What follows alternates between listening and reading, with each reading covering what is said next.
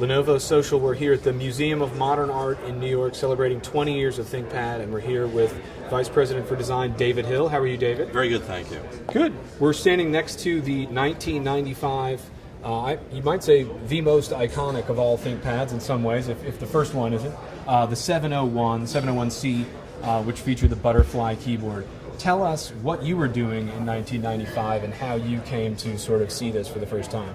Well, actually, in 1995, I was still working at IBM in the server organization, and I was leading the charge there in changing the design of all IBM servers. And I was actually sort of being looked at as being the person who would move from that job to run the design of the PC business.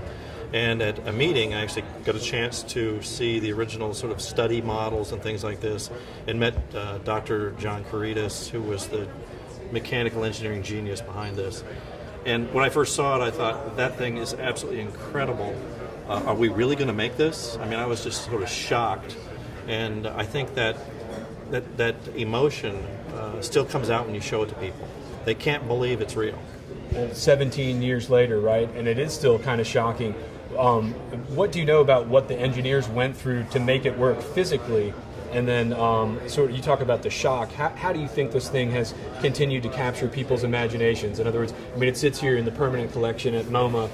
It's clearly stayed in people's minds. Right. So I know there was a lot of experimentation going on at the time of ways to expand keyboards. They were looking at things like gull wing doors that flipped open and a lot of different things like this. And John Caritas actually came up with this idea while he was playing with his daughter with some building blocks. And they had these two triangular building blocks, which you put them together just right and slide them past each other. They changed the aspect ratio of a rectangle. And he thought, that's it. He went to work the next day and threw his ThinkPad on a copy machine, and then took a pair of scissors and cut it out on the diagonal, and the rest is history. That was his eureka moment, essentially. That's his eureka moment. Wow. Well, David, thanks very much for sharing the stories with us, and we're looking forward to a lot more ThinkPad 20th coverage. Thank you.